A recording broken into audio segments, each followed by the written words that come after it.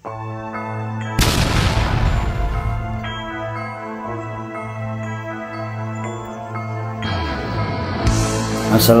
warahmatullahi wabarakatuh.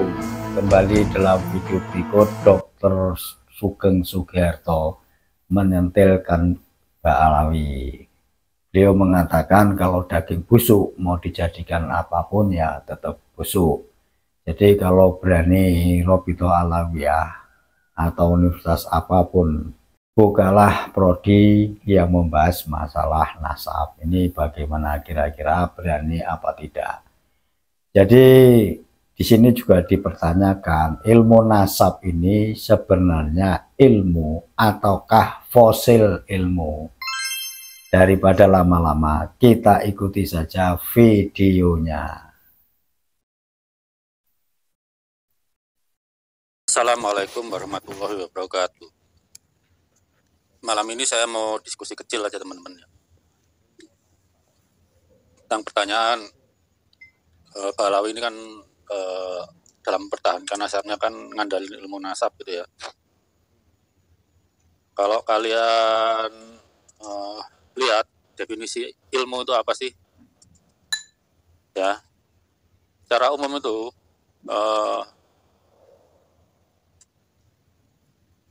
seperti kalian lihat, definisi itu mengikuti ilmu itu zamannya lah. Kalau zaman modern itu seperti di layar itu dari kamus Oxford Language. Ya, mungkin yang punya kamusnya di rumah bisa buka lah. The systematic study of the structure and behavior of the physical and natural world through observation, experimentation, and the testing the theories against the evidence obtained. Gitu ya. Yang kedua, arkaik, kuno, knowledge of any kind. Ilmu nasab itu kan ngikutin itu yang arkaik gitu. Jadinya cuma sekedar tahu, nggak mau dites benar atau enggaknya gitu kan ya. Inilah yang dipertahankan mati-matian gitu ya. Ilmu itu berkembang. Ciri khas ilmu itu bisa kita lihat kalau ada prodi S3-nya. Karena setiap mahasiswa S3 kalau mengajukan disertasi pasti ada kebaruannya yang ditawarkan dan dipertahankan pada waktu ujian calon doktor gitu. Ngomong tentang calon dokter ini, orang Indonesia suka kebangetan. Baru calon dokter udah ditulis kandidat dokter, lulus saja belum tentu ditulis, apalagi pas pemilu gitu. Istilah gitu ya. Nah kita lihat ilmu hadis saja ada S3-nya. Mas Umar kemarin sampai argumen ini, wah kalau gitu ilmu hadis pun bukan ilmu. Lu tetap ilmu. Ada program S3-nya di mana? Di UINSU, Universitas Islam Negeri Sumatera Utara ada loh ilmu hadis. Jadi calon doktor ilmu hadis itu pasti ketika menyusun disertasinya apa kebaruan yang ditawarkan gitu loh. Bisa jadi interpretasinya yang baru atau auditnya yang baru. Tadi misalnya hadis itu statusnya dari Hasan jadi doif atau gimana lah gitu ya. Kan bisa aja itu. Ya biar itu nanti urusan dokter-dokter ilmu hadis. Ilmu tafsir juga gitu. Tokoh terkenal kita Profesor Quraisy Abduan, doktoralnya juga ilmu tafsir. Sekarang kalau ilmu nasab ilmu, coba NU buka program studi ilmu nasab di Universitas NU, kita lihat yang daftar berapa. Nah, kalau beneran ilmu, nggak ada, itu bukan ilmu. Ilmunya itu menurut definisi zaman bahula. Hanya sekedar tahu progresnya bagaimana, kan cuma kesaksian gitu. Bagaimana menjamin misalnya Ubaidillah itu hasil sperma Imam Ahmad dengan nggak tahu sel telurnya dari budaknya atau dari istrinya, nggak kecatat. Gimana menyaksikan misalnya seorang anak lahir dari hasil fusi sel telur dan sperma, kan cuma kesaksian. Beda dengan ilmu biologi, anaknya lahir di tes DNA-nya, pasti setengah bapaknya, setengah ibunya kan gitu. Jadi pertanyaan ilmu nasab itu ilmu bukan? Seperti saya bilang, itu fosil ilmu. Ciri khas ilmu itu bisa dikritisi. Kalau salah ya diruntuhkan. Pada kenyataannya banyak salahnya. Buktinya zaman Kesultanan Turki juga ada penertiban Said Bodong kok. Kalau bangsa Turki berani, kenapa bangsa Indonesia nggak berani? Kayak gitu ya. Dan kedua, kalau nasab Balawi ini, kalau DNA-nya, saya andaikan DNA Balawi ini Balawi Indonesia lah ya. Ini seperti daging. Kita bertemu ke rumah orang yang punya daging. Kalau dagingnya bagus, ya dia bisa dijadikan soto, sate, rawon, rendang, disajikan dengan menarik, kita makannya juga enak, nikmat gitu ya. Berhubung dagingnya busuk, mau dijadiin apa aja juga busuk. Coba sekarang Rabito Alawiyah coba sajikan DNA-nya gimana caranya biar menarik gitu. Kan harus DNA dulu disajikan gitu ya. Tidak berani tuh. Kan sama dengan daging busuk.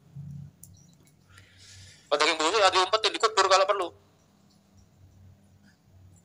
Ngandalin munasab, catatan aja. Kalau catatan aja sama dengan motor bodong, nggak dicek fisiknya. Tulisan BPKB-nya nomor rangka, nomor STNK-nya begini. STNK-nya nomor rangka, nomor mesinnya begini.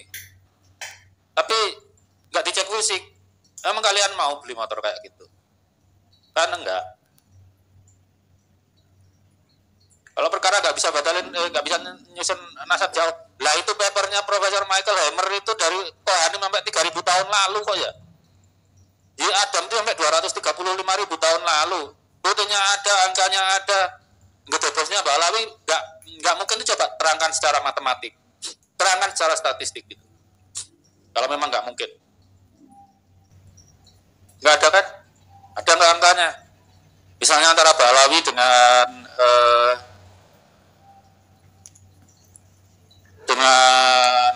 Al-Musawi gitu, beda senitnya berapa, terus kejauhan meleset, terus ditulis statistiknya ternyata degree of confidence-nya cuma 45%. Ada yang mampu seperti itu dari sana, dari pendukung Balawi?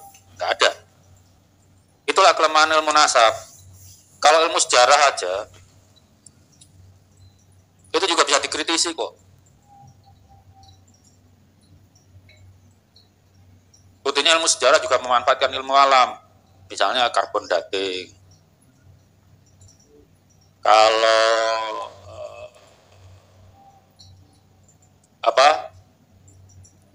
Raja Richard, ya babuk hukumnya juga G.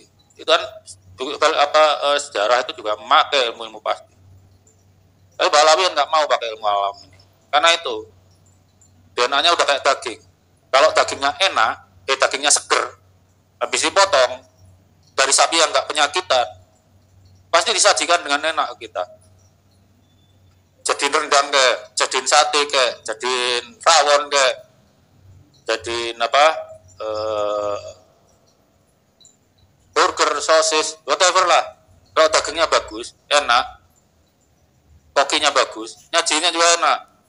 Tapi kalau udah dagingnya busuk, kokinya bagus, tetap masalahnya nggak enak.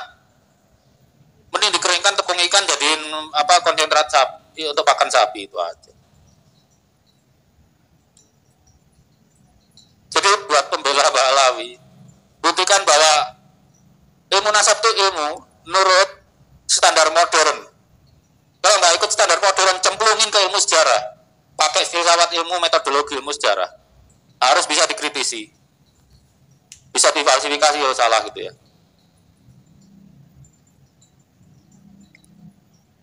Jadi para ahli nasab buktiin bahwa ilmu nasab itu ilmu.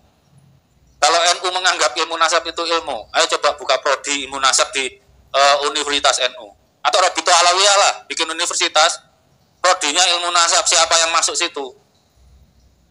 Itu kalau ilmu sejarah pasti banyak yang daftar. Tapi resikonya ilmu nasab, kalau ilmu masuk ilmu sejarah, ya bisa rungkat. Ilmu sejarah itu komprehensif kok. Nggak cuma studi literatur, pasti komprehensif. Studi literatur didukung. Misalnya kalau peninggalannya misalnya candi gitu kan bisa diukur umur candinya dengan radioaktif, lihat bahan candinya, peluruannya bisa dihitung. Kalau ternyata melibatkan tokoh tertentu yang punya keturunan sekarang, keturunan garis laki-laki, ya keturunannya tes DNA. Itu kalau ilmu nasab mau dimasukkan ilmu sejarah, bisa rungkat. Resiko, bisa loh ya, nggak selalu. Bisa rungkat tuh. Artinya bisa apa ya? Ya benar dibatalkan oleh bahasa Indonesia. Dulu pernah diakui, kemudian salah sekarang. Jadi, sekali lagi saya ulangi, ilmu nasab itu ilmu atau fosil ilmu. Beda dengan genealogi forensik. Banyak kalau jurnalnya, genealogi forensik itu. Atau genetika forensik banyak. Kalau jurnal ilmu nasab enggak ada. Mungkin Robito Alawiyah coba bikin jurnal ilmu nasab. Yang submit ke situ siapa berapa. Udah gitu aja teman-teman ya. Sekali lagi, ilmu nasab itu ilmu atau bukan? Wassalamualaikum warahmatullahi wabarakatuh. Demikian pemaparan dari Dr. Sugeng Sugiarto. Keren, legit, dan selalu up to date. Begitu, wassalamualaikum warahmatullahi wabarakatuh.